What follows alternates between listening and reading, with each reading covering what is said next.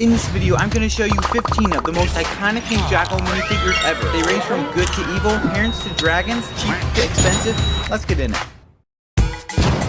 Some of the most iconic Ninjago minifigures that LEGO has made are the ZX suits from season 1 to 2. They look amazing. Cole, the master of earth, Zayn, the master of ice, not that kind of ice, Jay, the master of lightning, and finally Kai, the elemental master of fire. These are some of the coolest and most nostalgic suits that exist still to this day. These are the suits of the ninja that I grew up watching all the time. My personal favorite ninja was, is, and will continue to be Jay. His riz is quite literally unmatched. These are genuinely some of the best suits though, with amazing detail on each and every one of them.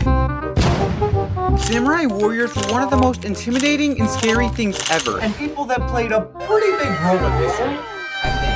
But they look awesome. So of course LEGO had to get in on the action. Back in I believe early 2012, LEGO made Nia a Samurai X warrior, and she looks super dope. The normal red and darker red just complement each other so well, and whilst LEGO has made a bunch of Samurai X suits for both Nia and Pixel throughout the years, the original suit is unmatched. I also have 3 of them, so that makes me better than every single one of them. But when you put this minifigure together with the ZX suits, you instantly become the coolest person in the room. After me, obviously, because I'm already the best in the room. Now, one of the most loved characters in Ninjago is Derek. I don't know why people seem to love this guy. In my opinion, he's kind of mid, besides that extremely beautiful hairpiece that he has. But people continuously seem to find things to like about him, which I just don't understand. He's got no power, really no talent. Again, the only thing he's got is his hair. But I will say he's had his iconic moments in the show. Otherwise, he wouldn't be on this list. The minifigure itself looks quite good though, especially with that insane drip that my boy's rocking. One thing I'll say about Zareth, he's got an awesome karaoke club. Now, we've already discussed some of the OG Ninja as iconic. No one can be as iconic as Charlie, but they're still pretty cool. More minifigures that I think are equally iconic as the OG suits are the Kimonos. Yeah, I know they're great. These things are some of the coolest and most nostalgic suits that LEGO has made for Ninjago, partially because they were the literal suits they used while defeating the Overlord. Heavy nostalgia right now. Sure, the Overlord came back after they had already defeated him, but the Ninja defeated him again. But then he came back again, but then he was defeated again, so it's fine. It's not like he could ever come back or anything. And who actually cares about all the casualties and deaths that have happened to these definitely horrible events? Not me. That's a joke. Don't cancel me, please. No, seriously, don't cancel me. Much like number 4, number 5 is even more iconic. Golden Lloyd. This minifigure is perfect, besides the fact of it being Lloyd. I kid. This minifigure is when Lloyd is in his golden power form, when he has the power of the first Ninjutsu master. Which would explain how it made Lloyd look cool, because he looks like an ugly Justin Bieber. But this minifigure is legitimately one of the best minifigures ever. The detail is great on him. Thank you. I'm not talking to you, I'm talking about you. Anyway, the gold looks amazing, and LEGO even went as far as giving us a golden face. He didn't even have a golden face. That was very generous of LEGO. I think their generosity is wearing off though. Who cares though? It's a bounty. It's cool because it can fly. This golden Lloyd minifigure is literally the GOAT though. He's as cool as a penguin dressed in a golden tuxedo going to a fancy ball on a frozen lake.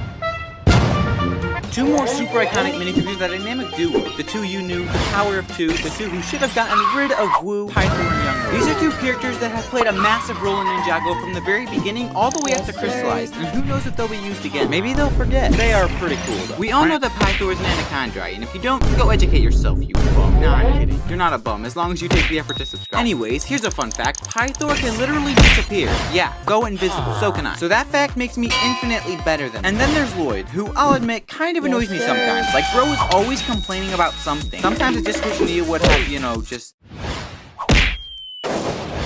It's a water volcano. Definitely, for sure. It's a cool minifig, though. Harumi is a character that I honestly really like. She's a psychopath. What does that say? Even though she's bad for basically the entire series, she is such a deep and dynamic character. I mean, she literally, well, unalived her step-parents. Now that's messed up. First appearing in Season 8, Sons of Garvanaut, she has been a fan favorite villain for quite a while. She literally has been a part of every Ninjago season since Season 8 all the way up to Crystallized because of the Benstone plot. The actual minifigure looks amazing too, and identical to the one in the show. She terrifies me. But don't worry, she should be in prison now following the events of Crystallized. Wait a second. You're telling me that the ninja got arrested for stealing a staff to save someone's life, but Harumi gets put on house arrest even though she killed like literal thousands of people? Now that is the most messed up thing in Ninjago.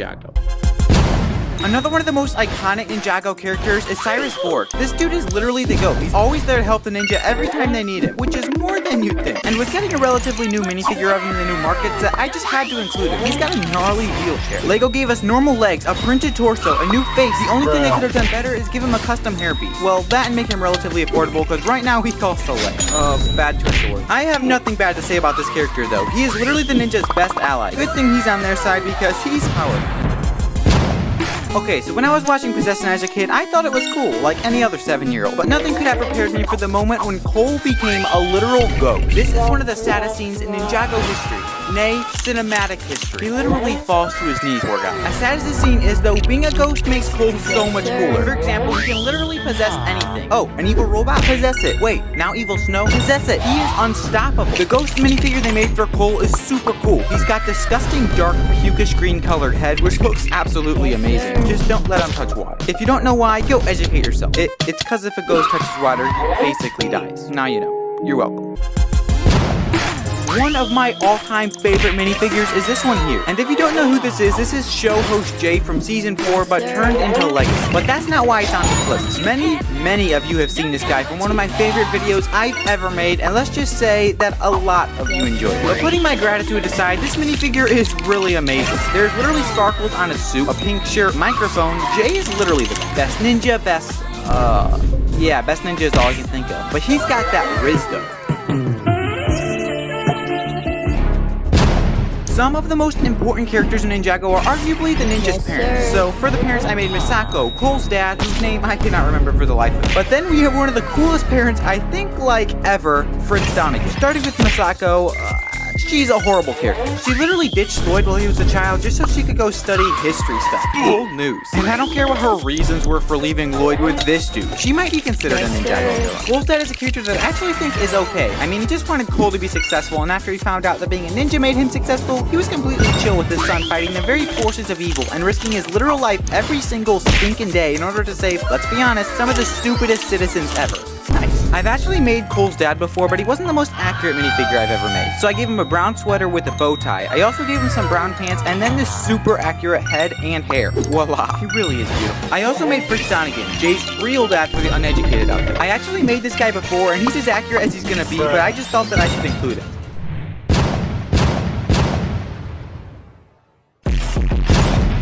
Jump up, kick back, whip around, and spin. Great lyrics for one of the greatest songs. And Ninjago actually incorporated this into the show, which I'm assuming most of us already know. But these Dragon Power minifigures are legitimately amazing and extremely iconic, as new as they may be. Cole, Zayn, Jay, and Kai, the 4 OG ninja in their most powerful forms to date, one of the coolest things I've ever seen. And these minifigures are genuinely super awesome. They have special masks, dual molded wings, transparent legs, arms, and heads. They're just so cool. Extremely iconic. Don't argue with me.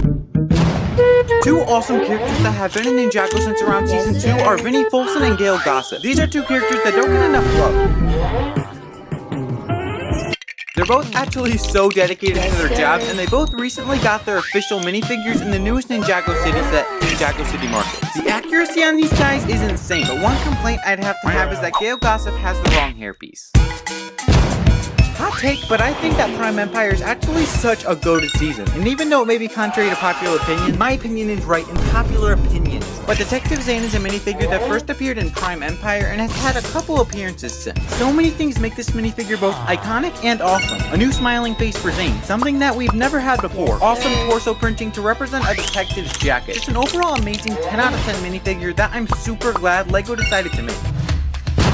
The new Dragon's Rising series is amazing, an instant 10 out of 10 for me. And in this new series / era of Ninjago, LEGO has added so many awesome new characters, fluctuating from both new villains to new ninja. But I would say that Lord Roz, Sora, Aaron, and Wildfire are characters that are already so iconic and are going to continue to become more iconic over the next coming years. These characters have already managed to capture the love and affection of so many Ninjago fans, and their minifigures are amazing. I mean, both Sora and Lord Roz have arm printing, very rare for Ninjago to do, and all of them with super detailed printing throughout the entire minifigure. Lord Roz is the Forbidden Temple, Sora's got an awesome transforming mech, Wildfire has a dragon, and Aaron's got this.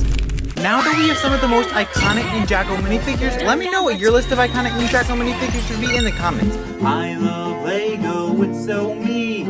If you don't and you disagree, I'll come in night, and I'll stab you with